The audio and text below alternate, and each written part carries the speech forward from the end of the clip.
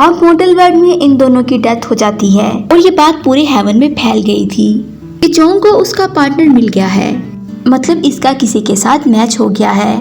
इतनी देर में यहाँ पर शेंग आ जाती है जो इनसे कहती है मुझे बचा लो, मुझे बचा लो। इसके पीछे चोंग भी आ जाता है जिसे देखकर शेंग डर जाती है।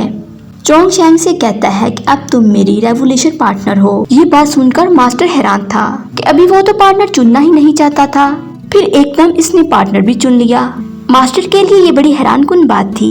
शेंग चोंग की ये बात सुनकर बेहोश हो जाती है क्योंकि ये जानती थी अब कुछ नहीं होने वाला। शेंग की हालत देखकर जल्दी से डॉक्टर को बुलाते हैं। डॉक्टर आके इसे चेक करता है और बताता है कि घबराने की कोई जरूरत नहीं, ये जल्द ठीक हो जाएगी।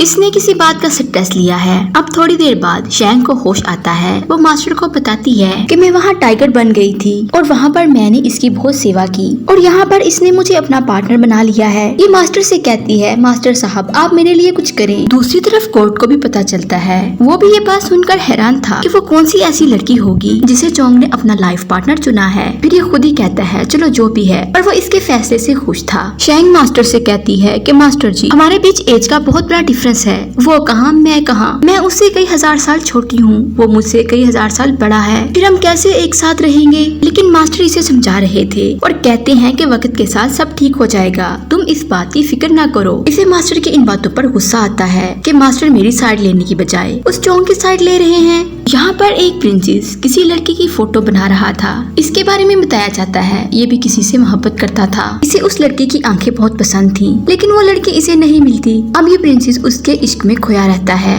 दूसरी तरफ प्रिंसेस शेंग से आकर कहती है तुमने कहा था कि चोंग मेरा है। प्रिंसेस शेंग से कहती है कि अगर तुमने मेरे साथ कोई गड़बड़ी की तो मैं सब बर्बाद कर दूंगी। शेंग इसके सामने आकर कहती है कि वो तुम्हारा ही है, मुझे उसमें जरा भी इंटरेस्ट नहीं, वो तो मुझे जबरदस्ती अपना पार्टनर बना रहा है, अब मैं क्या करूँ। ये प्रिंसेस के कान में कुछ कहती है जिसके बाद शेंग से कहती है कि अब मैं आखिरी बार तुम्हारी बात पर यकीन कर रही हूँ। नेक्स्ट टाइम अगर तुम अपनी जुबान से मुकर गई तो मैं तुम्हें जिंदा नहीं छोड़ूंगी। शेंग इसकी धमकियाँ सुनकर कहती है कि ठीक है प्रिंसेस जी।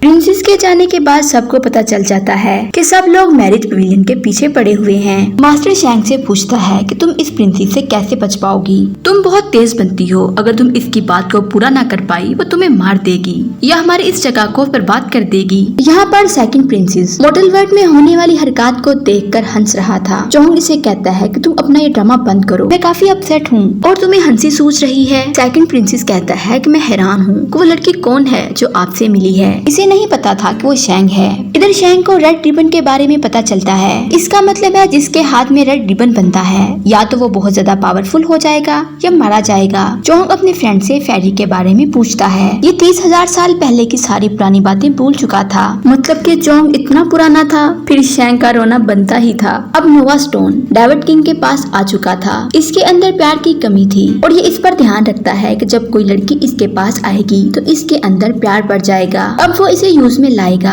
अब इस स्टोन को मॉडल वर्ल्ड में फेंक दिया जाता है। ये एक घर में आकर वहाँ के स्टोन में समाने लगा था। इस स्टोन की क्या स्टोरी होगी वो तो ड्रामे में आगे जाके पता चलेगा। पर जैसे ये स्टोन वहाँ पर जाता है तो आसमान से बहुत बड़ी रोशनी निकलती है। यहाँ पर जो फूल थे वो भी गिरने लगते हैं। इनके साथ साथ चोंग के दिमाग पर कुछ होने लगता है, मतलब इसे अपनी पुरानी यादें याद आने लगी थी।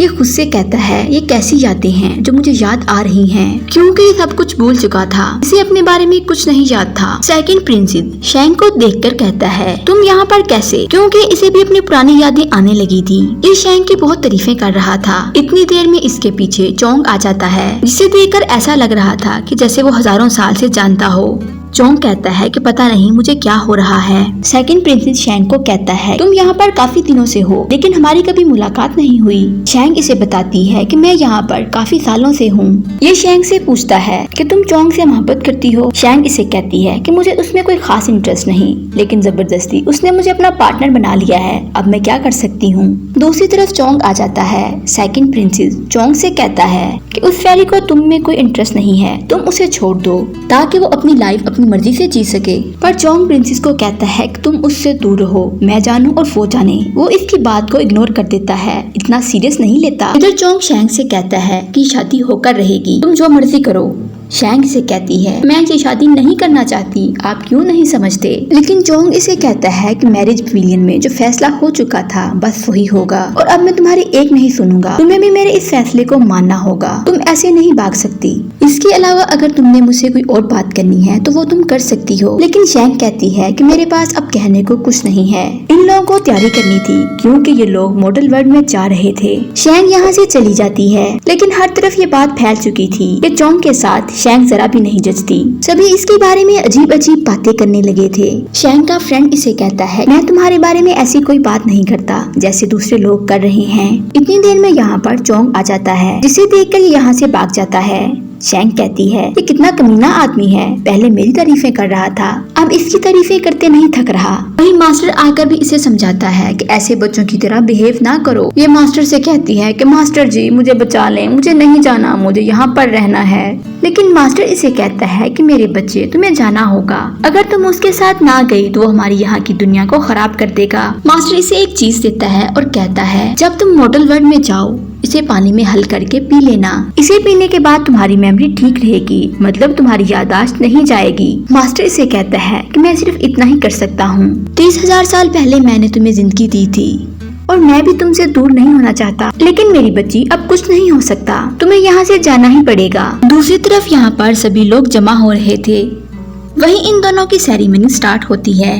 तभी कुछ लोग कहते हैं कि इनको एक वाटर दिया जाए। जब ये लोग मॉडल वर्ल्ड में जाएंगे तो हेवन की सारी यादें भूल जाएंगे। शैंग उस चीज को मिलाकर पीने ही लगती है जो मास्टर ने इसे दी थी कि तभी यहाँ पर सेकंड प्रिंसेस आकर कहता है कि मुझे भी तुम लोगों के साथ मॉडल वर्ल्ड में जाना है। इससे पहले कि कुछ होता ये जल्दी से उस वाटर को पी लेती है। अब सबसे पहले मॉडल के अंदर शैंग जाती है, इसके पीछे जोंग भी चला जाता है क्योंकि जोंग को भी इसके पीछे जाना ही था क्योंकि ये इसका पार्टनर जो था। दूसरी तरफ यहाँ पर सेकंड प्रिंसेस भी मॉडल वर्ल्ड में जाने के लिए तैयार थी क्योंकि वो शौक से मोहब्बत करती थी और इसके साथ रहना चाहती थी। इसका था कि शौक मुझे अपना पार्टनर चूज करे, लेकिन वो शैंग को चूज कर लेता है। प्रिंसेस को था कि वो शैंग को जोंग की लाइफ से निकाल देगी। दूसरी तरफ प्रिंसेस जोंग की स्टोरी बता रहा था कि वो कैसे बड़ा हुआ और कहाँ पैदा हुआ। इसके पेरेंट इसे देखकर बहुत खुश थे। तभी इसके साथ शैंग भी थी जो इसके साथ खेला करती थी। जोंग की मदर अपनी बहू को देखकर खुश होती है, मेरी बहू काफी समझदार है। लेकिन जैंग इसे कहती है कि मैं आपको बताती हूँ कि मैं कितनी समझदार हूँ, अगर मैंने आपका नाक में दम न कर दिया तो मेरा नाम भी शैंग नहीं। और इसी के साथ ये पार्ट यहाँ पर खत्म होता है। अगर आप लोगों को मेरी एक्सप्लेनेशन अच्छी लगे कमेंट, लाइक, शेयर और चैनल को सब्सक्राइब जरूर कर देना। मिलते हैं नेक्स्ट वीडियो के साथ, तब तक के लिए गुड बाय।